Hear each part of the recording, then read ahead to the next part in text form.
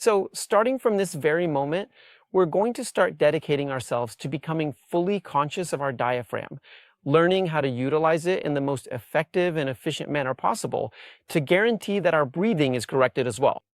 So for this lesson, you can follow along closely with me as I describe the technique, or you can choose to watch this entire instructional video from start to finish first, and then perform the technique at a later time, just listening to the audio or doing it at your own pace.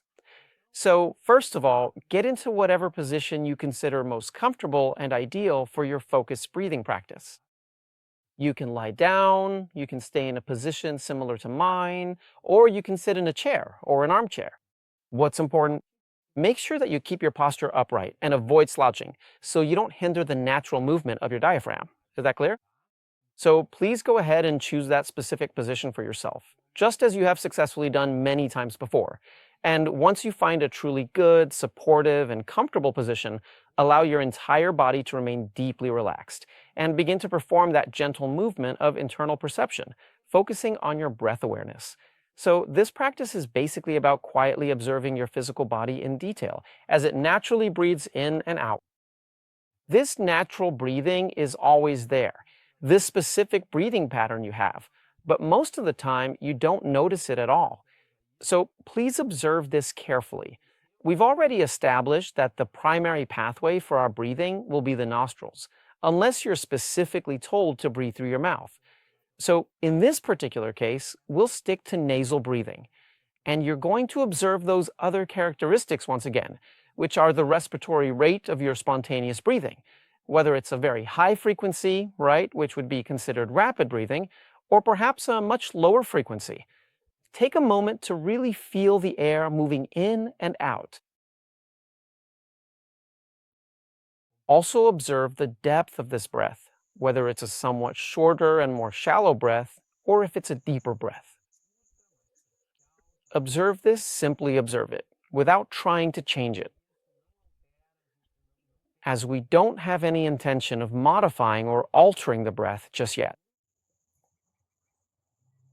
And then you will carefully observe the specific location where this particular movement occurs. Does it happen in your abdomen? Does it happen in your ribs? Does it happen in your chest? So notice that as well. And then it is important to keep in mind that ideally our daily breathing should be through the nasal passages, a movement of the diaphragm, a movement expressed in the abdomen or ribs, a soft and gentle breath. A frequency then that is significantly slower and perhaps even quite shallow. But since we need to retrain our breathing, we're going to intensify this process.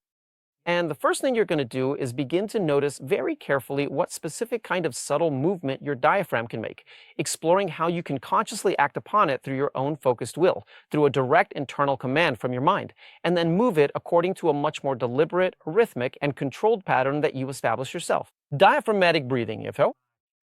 Take a deep, slow breath that goes all the way down to the very base of your lungs, which is the specific area where you have a much greater blood supply and therefore can more efficiently absorb more oxygen into your system. So for this exercise, you're going to gently place both of your hands on your abdomen and slowly let the air out. Just let the air out naturally. There's absolutely no need to force it at all. Just relax completely. The exhalation happens on its own. And with your lungs feeling entirely empty, we're going to slowly move our abdomen forward, almost as if you were filling your entire belly with air. But please remember, it's a deliberate movement where it's not simply that you push the abdomen forward with muscle. You're actually focusing on pushing your diaphragm down to create space. And since the organs have nowhere else to move, after a certain point, they're going to expand forward a little bit. But you really stop and think, I'll turn sideways here so you can see, you have to think that you're expanding directly forward because you've already applied downward force. But the abdomen expands this way, on the sides as well, in this manner. But here, we're practicing in this case without air, so you let the air out and move the abdomen. Consciously move your diaphragm downward, and then you will gradually begin to notice this movement. So you will. Each and every single time you are out of air for the next few breathing cycles, you are going to actively produce this specific physical movement. There's no air coming in yet. Breathing happens naturally. You let the air out, and that's when you start the movement. Expand, relax, expand, relax. Repeat this process as many times as you feel is comfortable for you, while your lungs remain completely empty. Once you have successfully completed the cycle 3, 4, or even 5 times, you will already begin to have a much more profound and clearer understanding of these specific muscles. The muscles that are producing this movement are the muscles of your diaphragm. So what you are going to do on the very next inhale is carefully synchronize the inhalation with this specific movement we were just doing. So as you inhale, you want to immediately activate that same deep muscle that is moving down here, the one that is expanding this entire area, and that is effectively bringing fresh air all the way down to the very base of your lungs. So do this, letting it now, the air coming in. When you notice that this movement has reached its limit, and since we're re-educating this breathing, you can exaggerate a little bit in this sense. After this maximum inhalation in this area, you're just going to relax.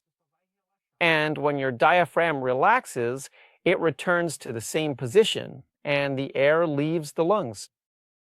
So now you're going to breathe deeply a few times, always paying close attention to this gentle movement that we just talked about, a movement that you can easily perceive by placing your hands over the abdomen, or by placing your hands right here on your lower floating ribs. You'll notice a movement that is forward. But it actually comes from a consistent and steady downward pressure of the diaphragm. So please practice this particular breathing pattern and this gentle activation of your diaphragm for a few moments.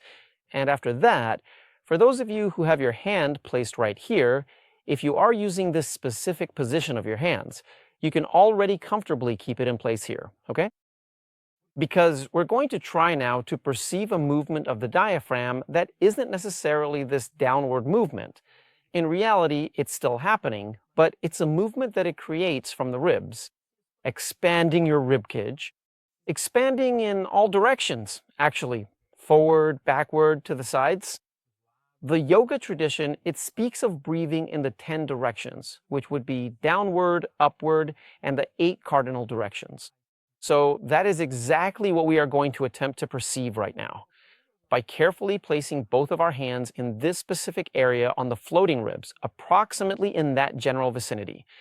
And again, slowly letting all of the air out of our lungs and producing a steady movement from the diaphragm only.